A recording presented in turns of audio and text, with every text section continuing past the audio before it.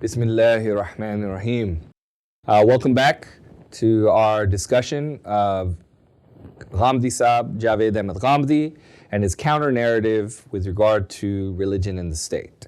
His counter-narrative to the traditional narrative that has existed on what this relationship between Islam and the state should be. Up to this point, in the last few sessions, we've been discussing the content of the counter-narrative, primarily using the discussions that Ghamidi had in 2015 on this topic in relation to an article he wrote in the newspaper in Pakistan that was translated into English but came out in his words in Urdu, that looked and went through 10 points of this counter-narrative, critiquing some of the key ideas that the traditional narrative puts forward with regard to the relationship between religion and the state. And up to this point, we've discussed the first point, the second point, and had started on to the third point. And we're going to use this session to kind of wrap up some of the ideas on the third point, emphasize some of the key ideas there, while also starting our discussion into the fourth point, which we will go into in more detail in the next session. Okay, so with regard to the third point in Ghamidi's counter-narrative is critiquing the idea that Islam is a nationality, right? That you cannot have any other individual nationalities, really. Islam has to be your nationality, right? This notion of Islam being a nationality in some respects builds off of really the idea that we discussed as part of the second point, which gets put out there, which is that we have to, that it's a religious directive to work towards establishing a caliphate, a khilafah. And what Ghamidi says is, no, that is not a religious directive. That in fact, there's no basis for that in religion, that nothing in the Quran, nothing in the Sunnah is telling you that that's a religious directive. It might be something good, maybe something that you would like to do, maybe that you think that strategically it's a smart thing to do.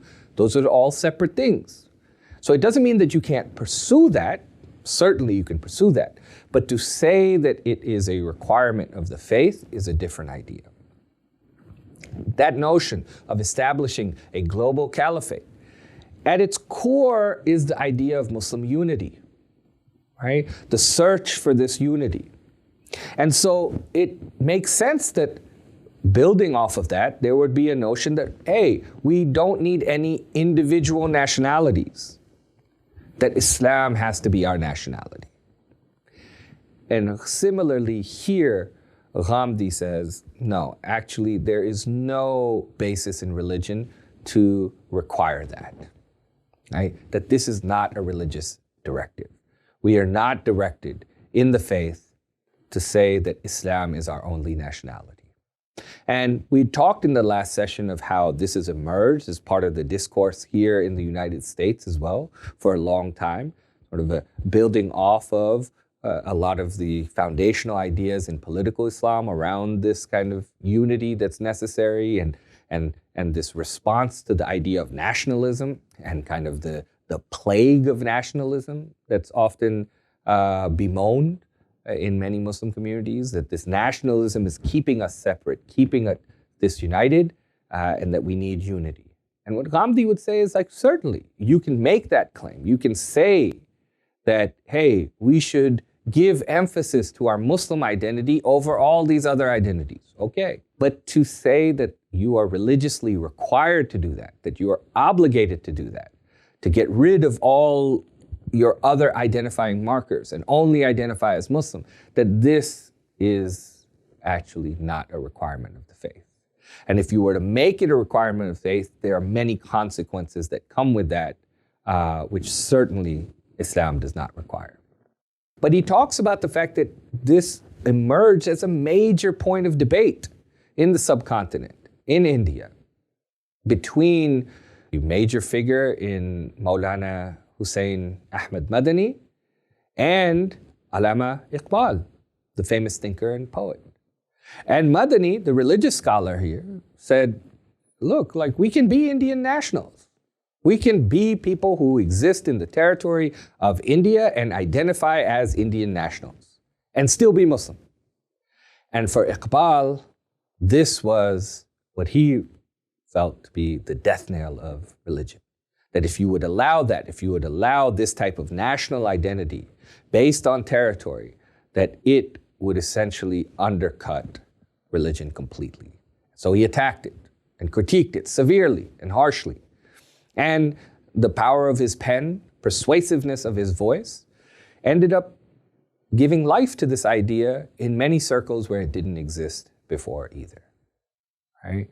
And this was a time where, again, contextually, you're dealing with a real grappling with what it means to be a Muslim in the world, what it means to exist in a world where the caliphate has now, even the symbolic caliphate has essentially ended, and what that means for the Muslim future. And the prospect of national identity for many people, and Iqbal, I would say, included, this is sort of my own intervention here, the prospect of national identity felt like a looming threat to the continued persistence of Muslim as an identity marker, a unifying marker for a community. Okay, so with all that in mind, what Ghamidi raises then are a number of questions, right? Which he is then obviously going to give answers to, right?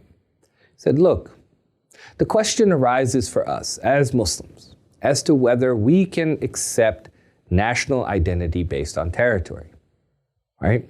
If you are saying we can't do it in India, Iqbal, right, then we certainly cannot do it in America. We can't do it in England, or frankly, any other Arab country. Because once we say that the basis of national identity is Islam, that Muslims are a people as well as being a religious community, that then means that they cannot identify with any other form of nationality, right?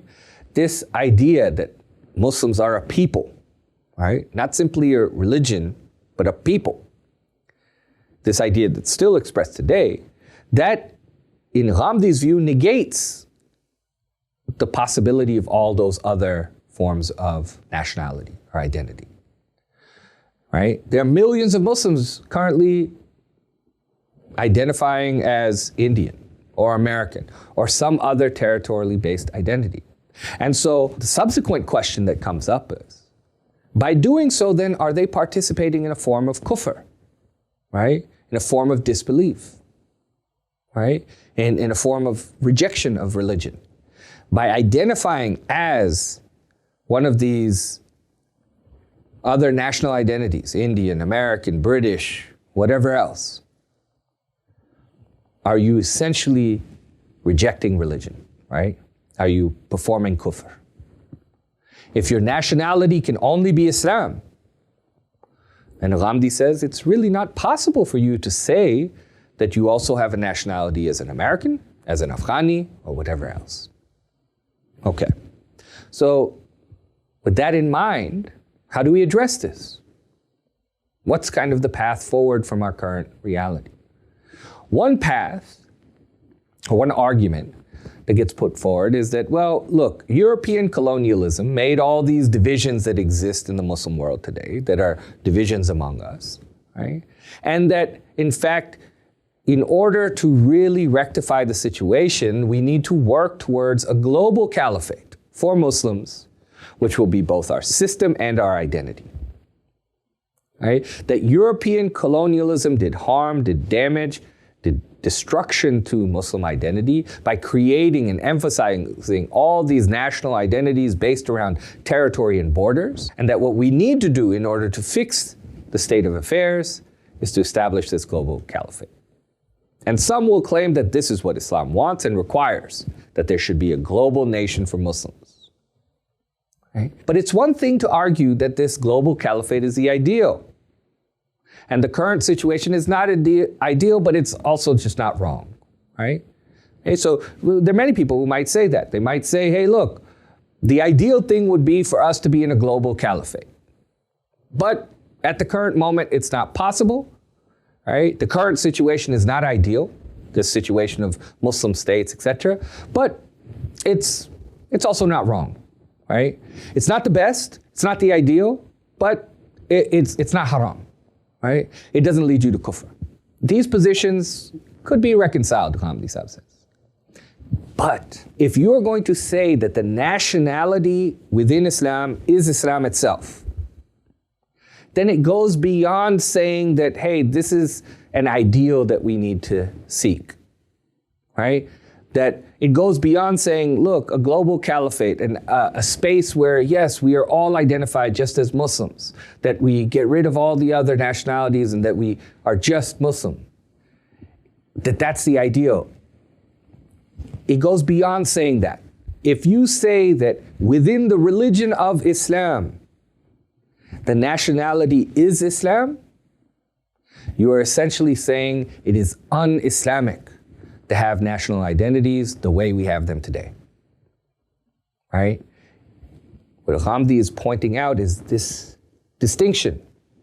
For some it might be subtle, but it's quite serious, right? It's quite serious to say that the global caliphate is not simply an ideal that we aspire to, it is a requirement, a tenet of the faith. Because when you say that it is a requirement of the faith, when you say that nationality in Islam, that not only is the caliphate a tenet of faith, but whatever political entity you exist in, your nationality is Islam, you are saying that any other identities, national identities, are essentially un-Islamic. And this position would basically say, look, the current state of affairs have been forced upon Muslims, but we are required to get out of it as soon as possible. Because we are essentially living in a state of sin until we do. Ghamdi's view is that this entire idea that nationality in Islam is Islam itself, is at its foundational level completely and utterly baseless.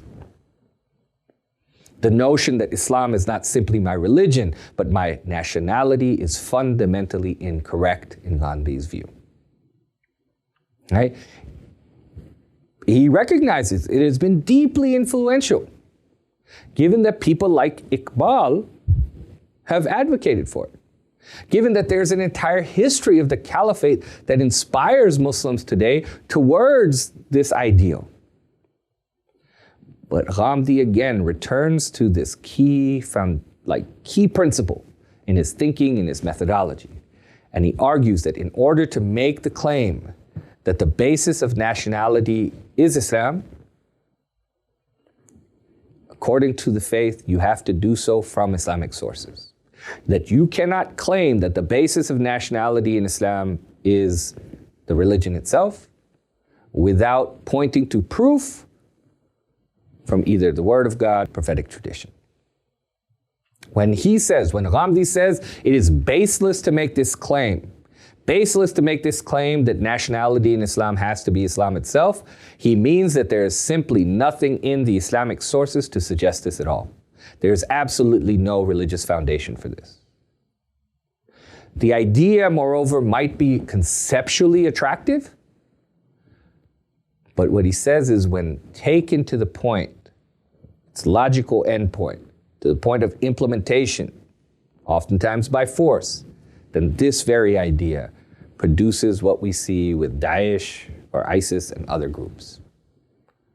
Right? Because what they are doing is saying this is a religious obligation, that we need to have, that Islam has to be our nationality, there can't be any others, and we have to establish this caliphate. We have to do it by force if we need to, violence if we need to. He addresses then also the idea that the creation of Pakistan was it due to a religious command? Said, no, that actually wasn't the case. There was a political demand there in that creation of Pakistan, but not a religious command. Quaid-e-Azam saw Hindu majority rule as potentially being detrimental to the Muslim population and determined that some other route was necessary to protect the community. And initially, a structure was sought within the Indian context to kind of insulate the Muslim population from the potential for Hindu supremacy. But this proved to be unsuccessful. And so the alternative became separation as a political objective, right? Separation on the basis of religious identity, right? If we make the argument, Ghamidi says, that we treat the creation of Pakistan as one that is based on Islam as a nationality, then in actuality, it's not even possible to call oneself Pakistani. That nationality cannot exist if the nationality of Islam is Islam, and that this motivated the creation of Pakistan, right, as a religious directive, because Muslims have to have that nationality of Islam, then Pakistan itself, it can't be an identity. Furthermore, you cannot really have a non-Muslim within that context claiming any identity as well as a Pakistani, right? Furthermore, if the state is created on the basis of a republic, national identity, that fundamentally cannot have distinction between its citizens. A republic, within its definition, requires equal citizenship, according to Ghamidi. But if it is based on an Islamic nationality, right, then your borders need to be open to all other Muslims. Your objective must be, in fact, to expand beyond simply the borders of this area called Pakistan to include all these other areas. That Muslim nationality is far more expansive by definition. And he actually outlines all these points, interestingly enough, as part of a letter that Iqbal's own son wrote to him, Javed Iqbal. Wrote to Iqbal well after his death, asking his father, Iqbal's son asked his father these questions, right? That these questions of contradiction, these challenges that occur when you begin to conceptualize a notion that the nationality of Islam is Islam itself, and this is a religious directive. So the idea, now going back, that you have to change your name when you become a Muslim, or adopt a different type of dress when you become a Muslim, or change your nationality, all of this, if you want to make an argument that this is required religiously, you have to do so from religious sources. Where's the proof for this, Ghamidi says? And he says, it just doesn't exist. And no proof is ever offered. In fact, he argues that this claim of Islam as nationality was something that was proclaimed by all or many, but actually not really acted upon. They would say it, but not really act upon it. The followers of Maududi and Iqbal did not actually identify their nationality as Islam and refuse all other nationalities. If this was truly a religious issue the way that it was articulated, then surely they would have taken steps to reject Pakistani identity or to reject taking any other identity as American or anything else. Well, some might say, Ghamidi says, that, well, in fact, sure, like maybe they didn't do that. This is a directive in religion, but in religion there are major directives and minor directives, and this is a minor directive that should be followed, but simply isn't.